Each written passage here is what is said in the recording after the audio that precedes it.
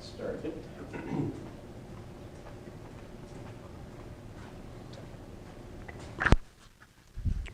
Hooked up here. So I'll begin with a word of prayer. Heavenly Father, we thank you for this day again. I thank you for this class, and I just pray that you'd guide our steps today, Lord. Help us to understand a little more about indeterminate powers and how to work them out, Lord. You know my prayer, Lord Jesus. Amen. So, all right. What we got here? So, indeterminate powers, what do those look like?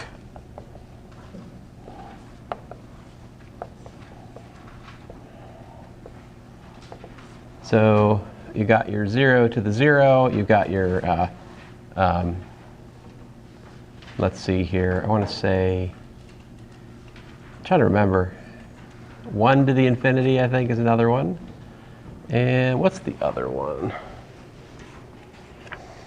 I think I told you guys yesterday, but it has left my mind. Yeah, minus infinity would be the same. Yeah. Well, actually, minus infinity to the 0, I'm not sure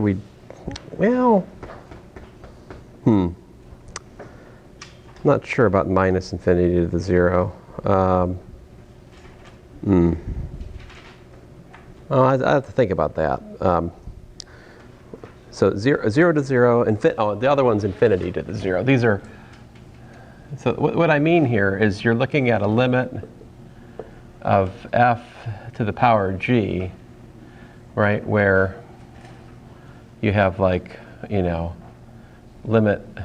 of f is 0, limit of g is 0. So this would be type 0 to the 0, etc. Okay? Does that make sense? Yeah. Problem 276. Aha. I can try if I can find it.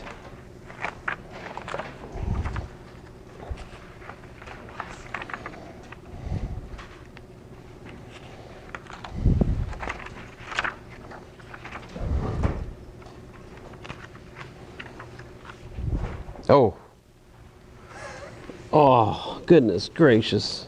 What are you guys doing to me? Problem 276. Ay, ay, ay. This problem. Let me leave the last 20 minutes of class for it, so when I fail, we'll at least have 30 good minutes of class. This is hard. I don't want, is that okay? I'm going to set an alarm, so I have to stop talking about this stuff when I get a second here. That one's hard.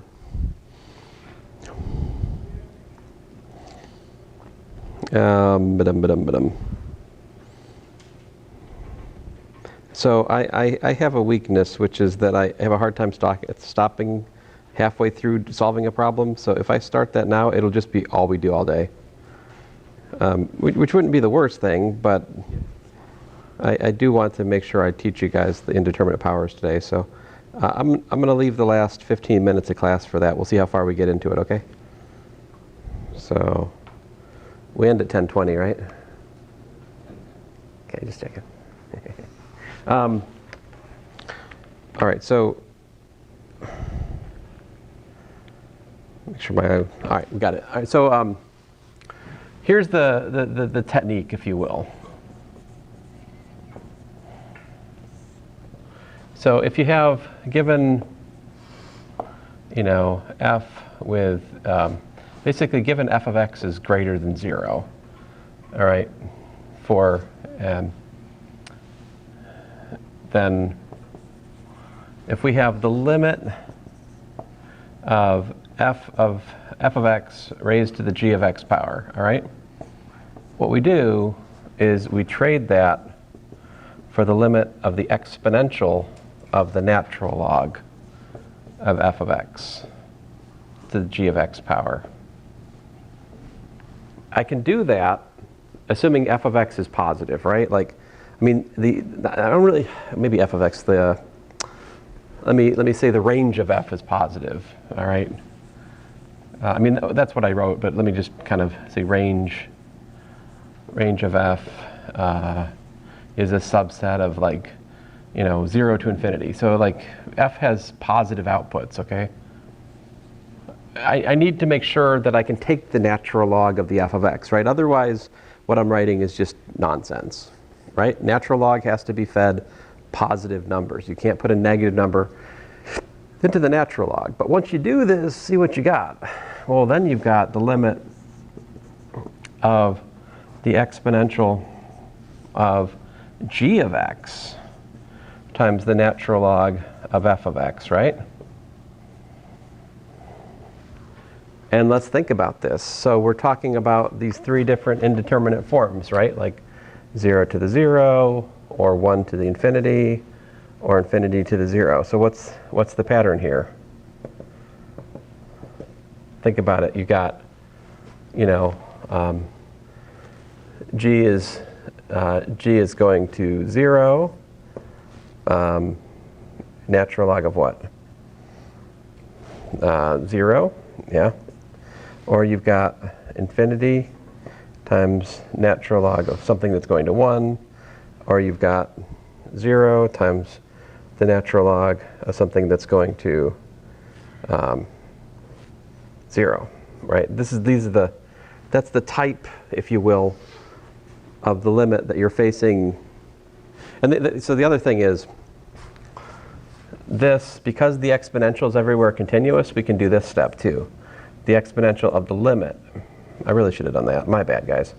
Limit of, just because my real point is that this limit I'm writing down at the moment is what we can really face more directly. So this right here would be type 0 times, what's natural log of 0? That's like minus infinity, right? This would be infinity times 0. This would be type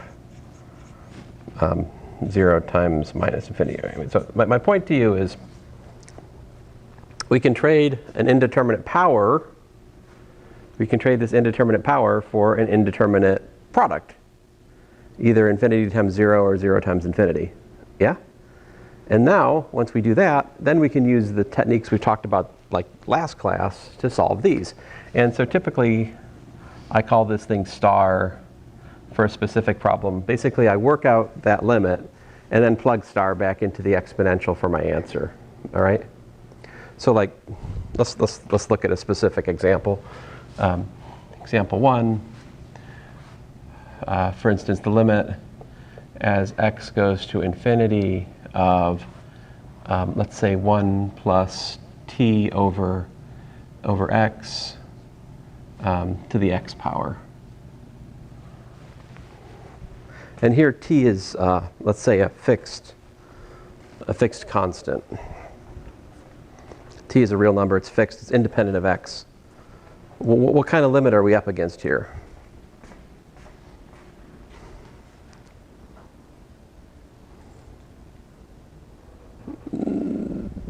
As x goes to infinity, 1 plus t over x goes to what? X, we got division by x, right? So that goes to 0. And so the thing inside the parentheses there goes to 1 as x goes to infinity. And of course x goes to infinity. So this is type 1 to the infinity. All right, so let me use my trick. I'm going to trade this for a exponential of the limit as x goes to infinity of x times the natural log of 1 plus t over x. So I'm using the calculation on the left board, okay? And I think I've shorted you one parentheses, right? You guys are always trying to give me not enough parentheses. I think it's one of you guys are really stingy on parentheses. I don't know, they might cost you a lot or something, but there we go. So, and here I'm using the continuity of the exponential to pass the limit inside. So let's call this thing star. If we can figure out what star is, then we will have calculated the limit. All right. So here we go. Star, the limit as x goes to infinity of x times the natural log of 1 plus t over x. All right? Any ideas what to do here? So this is type what? It's infinity times 0, right? Because the natural log of 1 is 0, right? So we've got something that's going to infinity, obviously x, and something that's going to 0, that natural log term. So how do we deal with this? What do we do? You got two choices, right? Either move the natural log to the denominator or move the x to the denominator. If I move the natural log to the denominator, then I find myself differentiating like 1 over the natural log. That sounds really unpleasant. Let's not do that. Let's move x to the denominator. What happens then?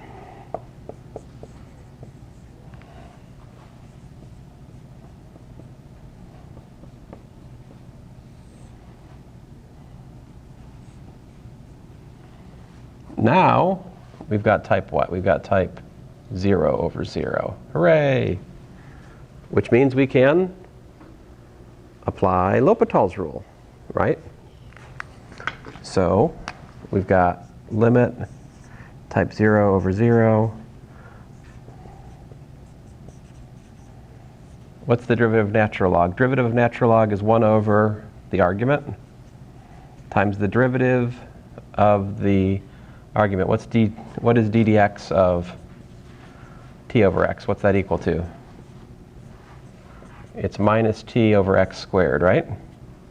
The t pulls out, and the derivative of 1 over x is minus 1 over x squared. So we should get minus t over x squared. T is a constant here, okay? And then the denominator, when we differentiate it, is just minus 1 over x squared. Well, this is wonderful, see, because the 1 over x squareds above and below, they cancel, right? As do the signs. And so we can clean this up a bit. We really just have the limit as x goes to infinity of t divided by 1 plus t over x. Now, how does that limit go?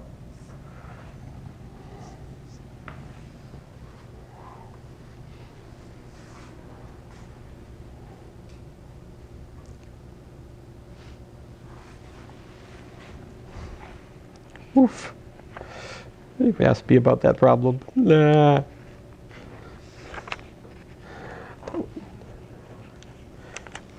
I have a bad feeling about that problem. That problem. Why did I assign that problem? What's wrong with me? Dummy. Me, not you. Let's see here. Okay, so then what? What's this equal to?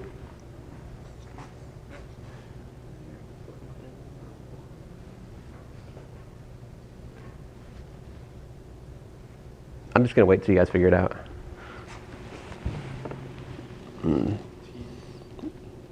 I heard a T. Any other votes for T? How about T over 1 plus 0? Oh, that's just T, right? So the 1 over x term goes to 0, which just leaves us T. Now that's not the answer, right? That's just what star is equal to. So now I go back and I plug it in, and I've got exponential of t. In other words, let us rewrite what I just found. I found that the limit as x goes to infinity of 1 plus t over x to the x is equal to e to the t. Now sometimes you see this written in the following way. You see it limit as n goes to infinity of 1 plus n over x. Oh, my bad. T over x, t over n rather. And then n is equal to e to the t. Sometimes you see this formula written like with an n variable instead. Because did you guys recognize this? Have you guys have any kind of like consumer math in high school at all? Talk about like compounding interest or continuously compounding interest perhaps? Nobody? You guys don't care about money? No? That's good. I mean, I think. Maybe bad for your children. I don't know.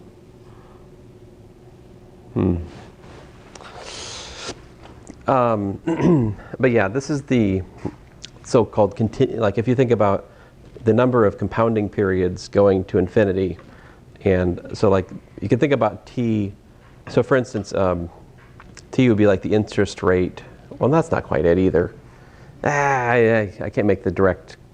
I haven't set the formula up right to make the full discussion of compounded interest anyway, so since you guys don't know about it, I'll just stop here. My point to you is that you can write a formula for the exponential like this. This is an alternate definition of the exponential function. So we define the exponential function here in terms of, like, I found a specific limit for the number e, right? It's the number such that the limit is h goes to 0 of e to the h minus 1 divided by h is equal to 1, which is a fancy way of saying it's the exponential whose base is such that the tangent line through the y-axis has slope 1. It turns out that makes the exponential the function whose slope is equal to the value of the function at each point. That's another way of defining the exponential. But this is yet another way of defining the exponential in terms of this infinite limit. You can define the exponential this way. I have seen engineers define the exponential by this method in courses that I took at NC State as an engineer. So like, this is a sometimes popular definition for the exponential. Something like this anyway. So there you go. Let's look at another example. So this one's really simple, but it serves to illustrate the method. So the limit as x goes to 0 from the right of x to the x, how's that work out? So if we believe the method, that's the exponential of the limit as x goes to 0 from the right of x times the natural log of x. I call this thing star. We need to work it out. What is the limit as x goes to 0 from the right of x times the natural log of x? So this is kind of like the same thing we just were up against, isn't it? It almost feels like the same example. I mean, it's not the same example, but it feels awful similar. So what are we going to do? How about leave natural log upstairs and put 1 over x downstairs? I probably should have done this example first, right? It's easier. Like, why do you always do the complicated example first? It's to make you feel better about the second example, you know? Something like that.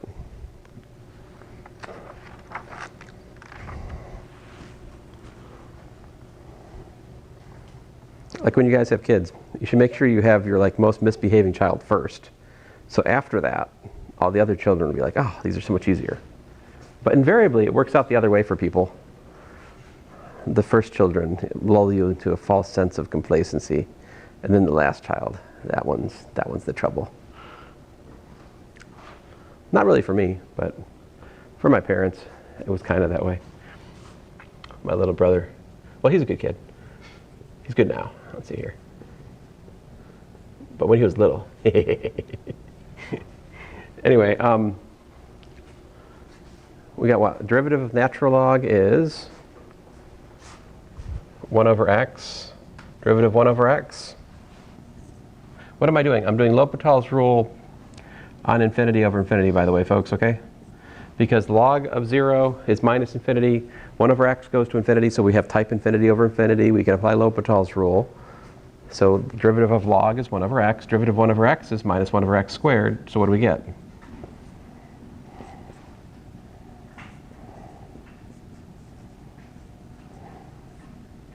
Looks like minus, well, I think that simplifies just to minus x, right? So what's the limit of minus x as x goes to 0 from the right? It's just 0. Now that doesn't make the answer 0, right? So now I take that, right? and I plug it back up into here, and I get exponential of 0, also known as 1. The answer is 1. You're like, wait a minute, 0 to the 0 is 1. I knew it! But this is an indeterminate form. We could play games here to make something else happen. All right? Like, well, not with this one. I have to think a little bit more.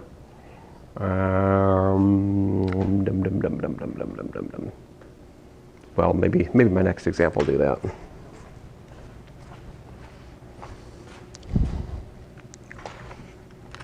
Let me try one of the ones in the homework, maybe. My other example in the notes is fine, but it's kind of more the same, I think. Let me find one from the homework. All right, oh, well, part B in the homework, I guess, is in my notes too. Huh. Let us try. Let me see here. What have I done so far? I've done 0 to the 0, 1 to the infinity. I should try to do a what? A type. What's the other one? Infinity to the 0. So, example 3. And my apologies if this is one of your homework problems. It might be, but you'll forgive me, right? So here we're up against the limit as x goes to infinity of x to the natural log of 2 divided by 1 plus natural log of x power. That is something is of the type infinity to the what? Well, if you look at the power there, the exponent, our denominator is like log of x, right? Log of x becomes infinity as x goes to infinity.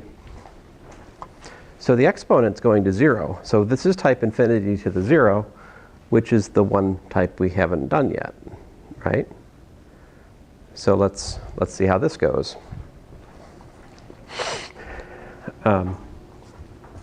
By the way, if you do look in Stewart, he does it a slightly different way than I do it.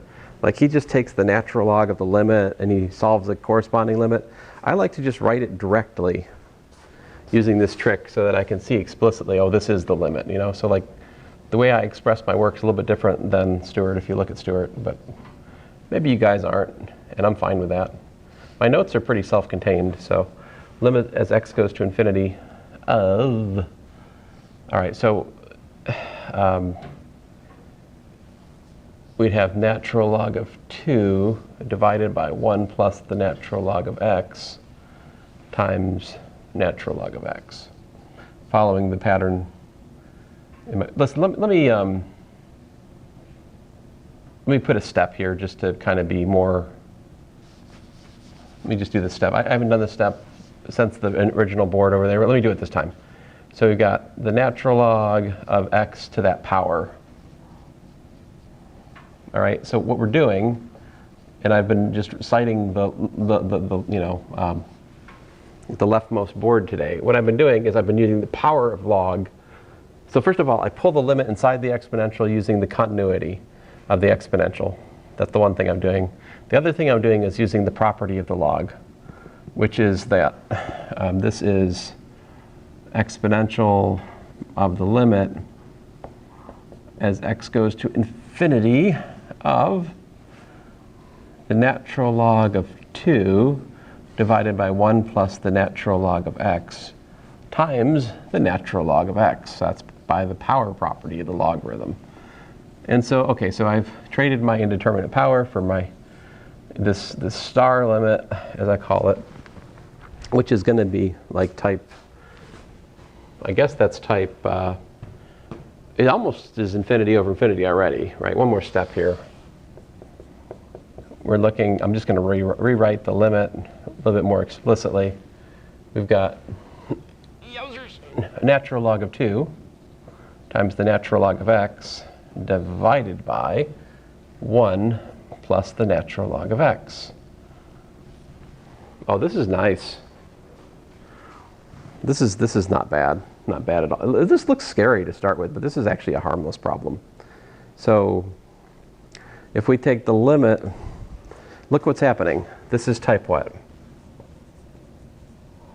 Infinity over infinity, right? So I can apply L'Hopital's rule to this. L'Hopital's rule, infinity over infinity. Limit as x goes to infinity. What is the derivative of natural log of 2 times natural log of x? Well, it's just what? It's just natural log of 2 divided by x, because natural log of 2 is just a constant. And the derivative of x is 1 over x. Excuse me, the derivative of natural log is 1 over x. And then downstairs, I also get 1 over x. So the x's, they be canceling. And this just gives us what? I think we just get natural log of 2. Well, that's kind of interesting, right? Natural log of 2 is my limit of the star. So the answer to the question here is exponential of the natural log of 2. What's that equal to? What is the exponential of the natural log of 2? Can anybody tell me? 2. Very good. So the answer here is 2. Apparently, infinity to the 0 is equal to 2. So if you memorize that, you know what to do. I'm joking. It's an indeterminate form. You work out different problems, you get different answers. All right? That's why it's indeterminate. All right. So I hope that gives you a good insight as to how to solve, like problem 284, the parts of 284 that I've assigned you guys. Those are indeterminate powers. You have to use this technique I've showed you guys today to do those. So with that, I guess I've shown you enough indeterminate powers. I will now accept my fate and start working on the homework problem which was asked about.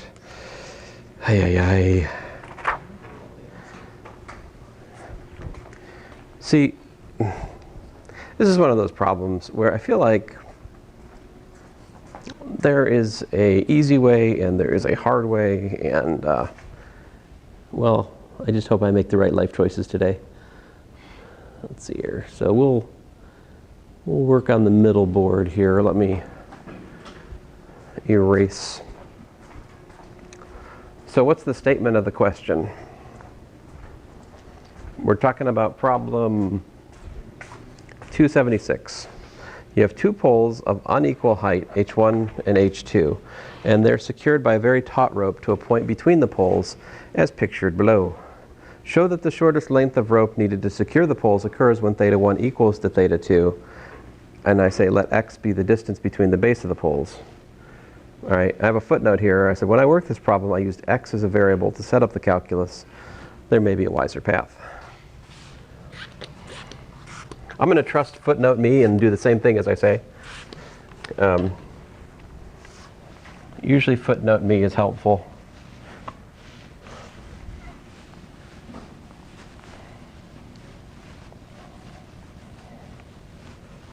See, making videos of classes is helpful for me because I forget sometimes like what I did in the previous year if I'm not careful. Like physics this semester. There's something I derived in physics. It took us like 20 minutes a class, maybe 25. It was rather messy. We got to the result, but I was just like, I know there's a better way. Then I'm like looking at my videos from last year. And in those videos, I found my derivation there. And I'm like, in my last year, I'm like, it took me an hour and a half to work this out, but blah, blah, blah. And then I do it in like 5 minutes, 10 minutes in last year's lecture. I was like, if I could just remember what I did in the previous year for the next year, things would be peachy. Which is, in long story short, like I need to clean my office. But for the pedagogy. So here's a picture of what's going on. So we have H1, this pole, and I call this L1, and then call this H2. H1 and H2 are not equal. L2 is the length of the rope there. Here's the connection point. This is theta 2. This is theta 1. The claim of the problem is that those angles have to be equal to make the shortest length of rope to do this, I call this distance here little x. This distance here is big X minus little x. All right? Let me read the problem again. Two poles of unequal height, h1 not equal to h2, are secured by a very taut rope to a point between the poles as pictured below. Show that the shortest length of rope needed to secure the poles occurs when theta 1 equals to theta 2. Let big X be the distance between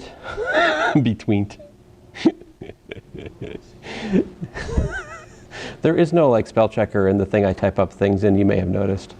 Yeah, you'd be quiet. Between the base of the poles. Footnote. When I worked out this problem, I used little x as a variable to set up the calculus. There may be a wiser path. All right. So what are we trying to minimize? Our objective, minimize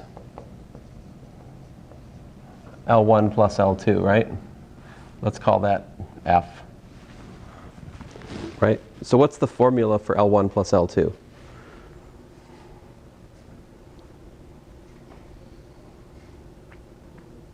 By the way, here, just to be clear, givens h1, which is not equal to h2, and x. These are all fixed. We don't get to change those. The only thing we're allowed to change is the point of attachment for the rope, all right, and the length of the rope apparently, because we're trying to find the point of attachment which gives us the shortest length, right? So there's two extreme cases you can think about immediately, right? Like what if you just took the rope and attached it like right below h2, right? That would make theta 2 90 degrees essentially, and theta 1 would just be, like the inverse tangent of h1 over big X. That's one hypothetical, like special case, right? The other special case would be like put the point of attachment right at the base of h1, right? Then you'd have theta 1 is 90 degrees, and theta 2 would be the inverse tangent of h2 divided by big X. So these are two kind of extreme cases. So you can see geometrically that we are, stuck with angles. Basically, theta 1 and theta 2 have to be acute, right? They can't be obtuse angles. I think that much is clear. Let's see here. So I said to use x was what I did. How do we find a formula for x? Well, let's write down some equations. So we know x squared plus h1 squared equals to what?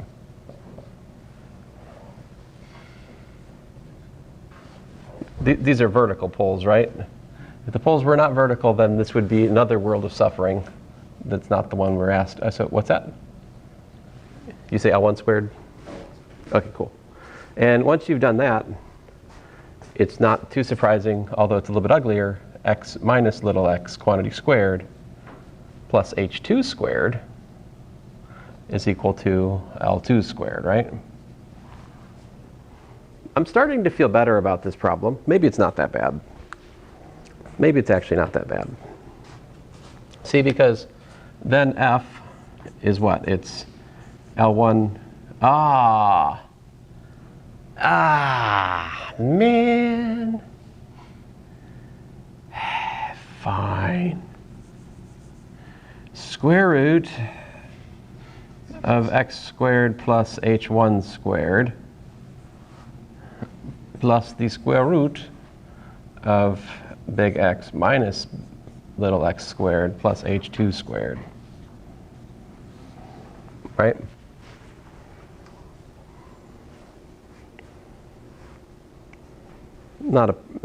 It's fine. And how do we find the critical? What value of x would be critical? Make it, minimize.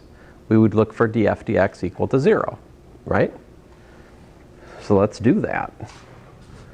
So we set df dx equal to 2x over 2 times,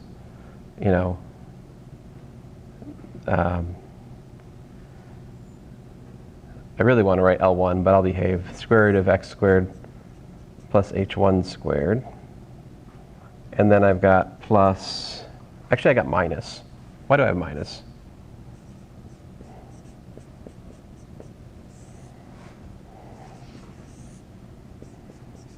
You guys tell me why there's a minus in what I just wrote. Why that minus?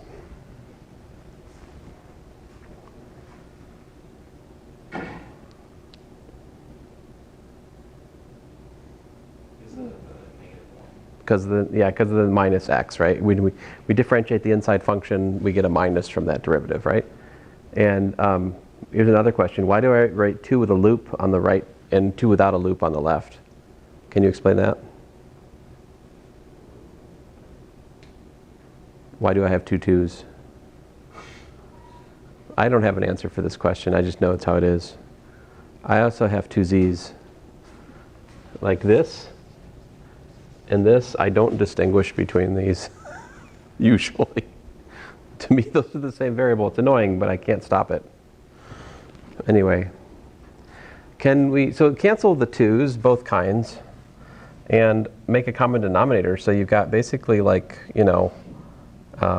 x times the square root of big X minus little x squared plus h2 squared, right? Minus big X times minus little x times the square root of x squared plus h1 squared, right? All divided by, if you'll let me just write it what it is, L1, L2, right? In fact, it's probably better for us to write this as x times L2 minus big X minus little x times L1 divided by L1, L2 equals to 0. I mean, maybe we can use that to make the problem easier. Do you see, does what I just do make sense to you?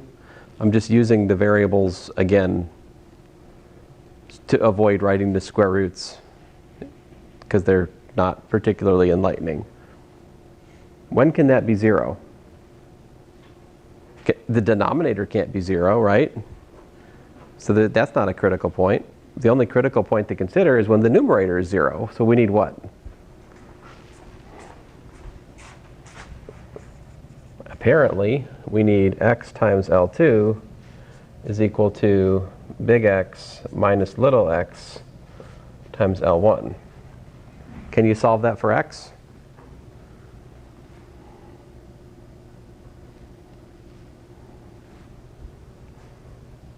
Well, I'm not sure that this is really like a reasonable, I mean, I have mixed feelings because the L1 and the L2 involve x, right? But maybe this is helpful. I don't know.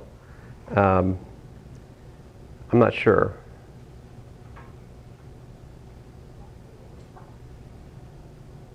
I mean, we could do various things with this, right? Like, this would show us what? This would show us L2 over L1 has to be equal to what? Like x minus big X minus little x over x. I mean, that's one clear implication. For the critical value of x, that's something that is true, right?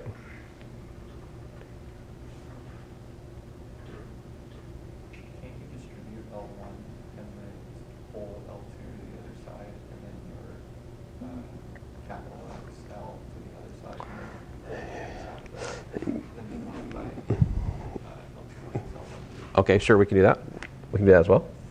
So you're like, you've got x times L1 plus L2 basically is equal to big X times L1. Therefore, little x is big X times L1 over L1 plus L2. That is true. You could do that, yeah.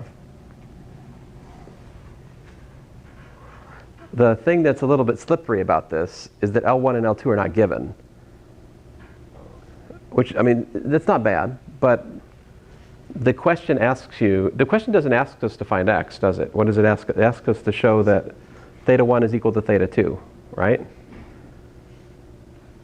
What would be an easier thing to, if we can, to try to prove theta 1 equal to theta 2, what's a easier way to get to that?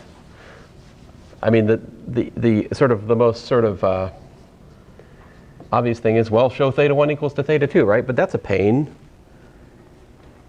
But think about this. If theta 1 and theta 2 are acute, right? If we know that they're acute, they're angles between 0 and 90 degrees, theta 1 equals to theta 2 is interchangeable with tangent theta 1 equal to tangent theta 2, right? In this context. The only way theta 1 can be equal to theta 2 is if their tangents are equal. But what are their tangents?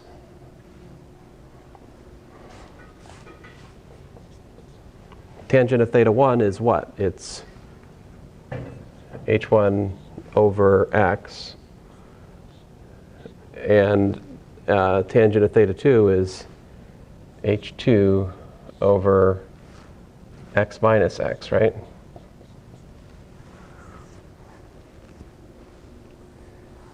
That didn't help. Maybe, looks like we've got a nice formula involving L and x, right? So what, we shouldn't look at tangent. What should we look at? I heard a cosine. I like that. Let's look at cosine. See, because the theta 1 is equal to theta 2 if the cosine of theta 1 is equal to the cosine of theta 2 in this context. We can do that, yeah? And there is a much more gory solution to this problem. You guys could just solve this for x. You can solve this for x, right? That's the other way we could be going here. I'm trying to avoid that. Maybe you shouldn't. Maybe it's good experience for you to solve this equation for x. I think we're almost done with this particular path. Cosine theta 1 equal to cosine theta 2 is the same as what? X over L1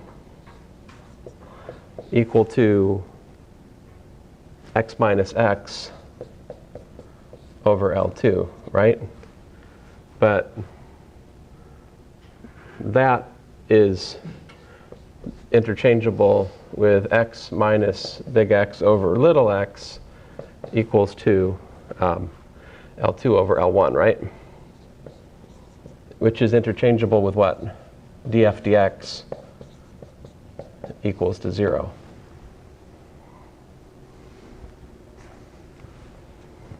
Because of the algebra we just showed here. So we kind of met in the middle, logically speaking, right? I looked at the critical equation, and maybe this is not the way I would expect you guys to solve this. This is just, I'm being lazy. All right, let me stop being lazy and face the algebra directly like you guys would. All right? So I've showed you kind of an annoying professorly solution to this problem. Let us face the music here more directly. So we get to the critical equation, right? So the most natural thing for a Calculus 1 student to do wouldn't be the things I just did.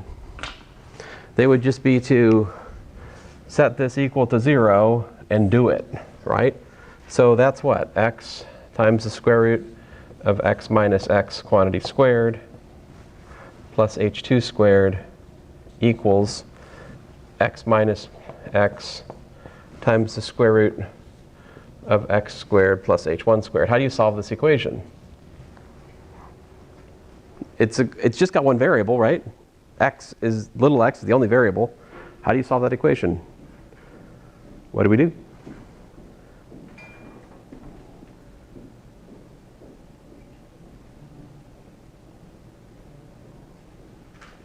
What's in the way of solving it is the square roots, right? How do you get rid of square roots?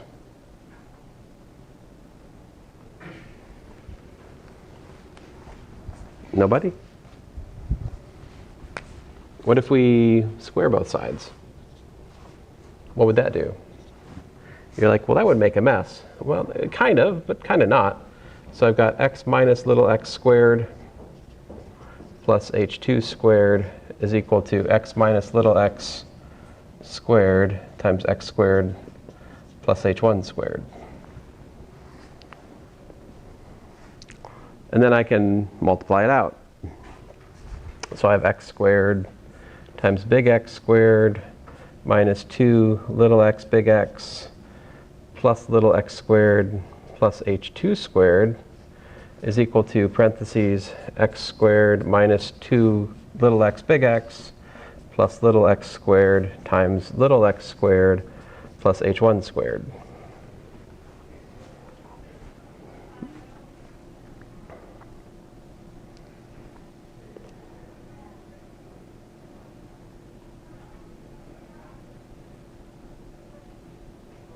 Which gives me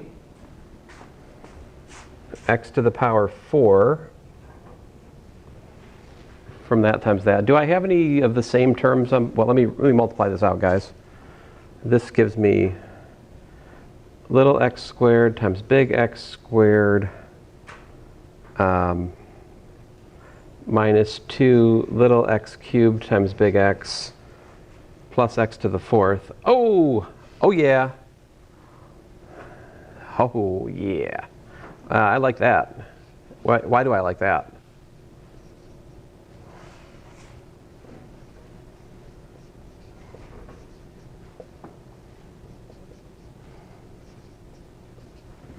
The reason I like that is on the other side we have x squared big X squared minus 2x cubed big X plus x to the 4th plus little x squared h2 squared. So do you guys see any commonality between those two? I mean, I do. One thing that sticks out at me, and I'm very happy about this, is x to the 4th on both sides, right? Those cancel, which is wonderful, because I would much rather not solve a quartic equation, right? Like that would be harder. So the x to the 4ths cancel. Anything else cancel? Oh, I would love if the cubes cancel. The cubic terms canceling would be wonderful if that happened. So these cancel. How about the cube term? X cubed here. What's x cubed over here? Oh, it's the same. Oh yeah. Now if the quadratic terms also cancel, that would just be too nice. Did that happen? Some of them cancel, right? Some of them do. At least this one does. That is the same as that. So that's gone. Right? So what am I left with? I'm left with this guy is equal to all of this. Right? So I've got like x squared. Well, let me rewrite it this way. I've got x squared times h1 squared minus h2 squared. Ah, interesting. Minus 2 h1 squared big X times little x. Is that it? Oh! I thought there was no constant term for a second, guys. I was excited. If there's no constant term, that makes it super easy, because then you can just factor out x, but you can't do that. X squared, h1 squared. Okay, so that's equal to 0. Now this is a quadratic equation, so we can solve it, right? So once you solve this, you have an explicit formula for x in terms of big X and h1 and h2. And when you go put that into the triangle, you ought to be able to show the angles are equal. This is probably what was intended of you in this problem. This is a hard problem, no doubt about it. Do you notice the importance of h1 not being equal to h2? What would happen if h1 is equal to h2? Well, then this term is 0, right? Which I guess makes the problem easier, because then you just have, you know,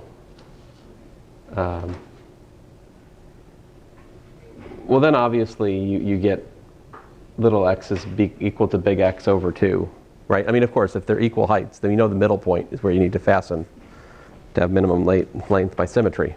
But in any event, there you go. There's kind of two solutions.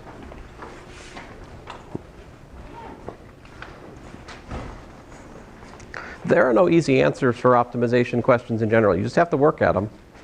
That is the case generally.